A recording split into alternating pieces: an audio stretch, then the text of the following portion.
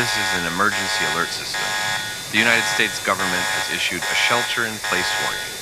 South Carolina has been invaded by creatures. They resemble cats in the form of emoji, and they have a very inappropriate behavior. Military and government are trying to stop these creatures. Do not approach or confront them, as they will diddle you. The affected counties are Greensville County, York County, Chesterfield County, Georgetown County, Berkeley County, Charleston County. If you are in any of these counties, it's better to barricade your home or go to the nearest shelter where military personnel will wait for you. And most importantly, you must evacuate your city if any of these creatures are in your area or everywhere. We will further update you on more news if there is more information and intel on these creatures.